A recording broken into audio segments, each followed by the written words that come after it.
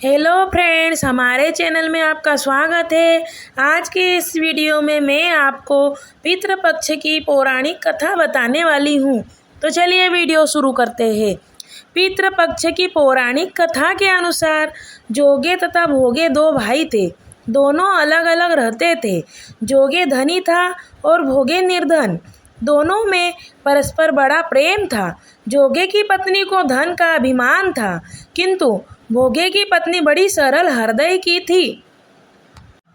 पितृपक्ष आने पर जोगे की पत्नी ने उससे पितरों का श्राद्ध करने के लिए कहा, तो जोगे इसे व्यर्थ का कार्य समझकर टालने की चेष्टा करने लगा। किंतु उसकी पत्नी समझती थी कि यदि ऐसा नहीं करेंगे तो लोग बातें बनाएंगे। फिर उसे अपने मायके वालों को दावत पर बुलाने और अपनी शान दिखाने का यह उचित अवसर लगा। अतः वह बोली, आप शायद मेरी परेशानी की वजह से ऐसा कह रहे हैं, किंतु इसमें मुझे कोई परेशानी नहीं होगी। मैं भोगे की पत्नी को बुला लूँगी, दोनों मिलकर सारा काम कर लेगी। फिर उसने जोगे को अपने पीहर न्योता देने के लिए भेज दिया। दूसरे दिन उसके बुलाने पर भोगे की पत्नी सुबह सवेरे आकर काम में जुट गई। उसने रसोई तैयार की, अनेक पकवान बनाए, फिर सभी काम निपटा कर अपने घर आ गई।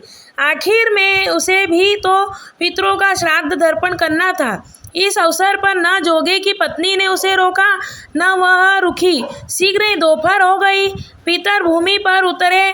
जोगे भोगे के पितर पहले जोगे के यहाँ गए तो क्या देखते हैं कि उसके ससुराल निराश होकर वे भोगे के यहाँ गए। वहाँ क्या था, मात्र पितरों के नाम पर आघियारी दे दी गई थी। पितरों ने उसकी राख चाटी और भूखे ही नदी के तट पर जा पहुँचे। थोड़ी देर में सारे पितर इकट्ठे हो गए और अपने अपने यहाँ के श्राद्धों की बड़ाई करने लगे। जोगे भोगे के पितरों ने भी अपनी आपत्ति सुनाई। फिर वे सोचने लगे, अगर भोगे समर्थ होता तो शायद उन्हें भूखा न रहना पड़ता, मगर भोगे के घर में तो 2 जून की रोटी भी खाने को नहीं थी। यही सब सोचकर उन्हें भोगे पर दया आ गई। अचानक वे नाच नाच कर गाने लगे, भोगे के घर धन हो जाए, भोगे के घर धन हो जाए। सांझ होने को हुई। भोगे के बच्चों को कुछ भी खाने को नहीं मिला था। उन्होंने माँ से कहा, भूख लगी है। तब उन्हें टालने की गरज से भोगे की पत्नी ने कहा, जाओ, आंगन में होदी रखी है, उसे जाकर खोल लो और जो कुछ मिले बांटकर खा लेना। बच्चे वहां पहुंचे तो क्या देखते हैं कि होदी मोहरों से भरी पड़ी है। वे दौड़े दौड़े माँ के पास पहुंचे और उसे सारी बातें बताई। आंगन में आकर भोगे की पत्नी ने यह सब कुछ देखा तो वह भी हैरान रह गई।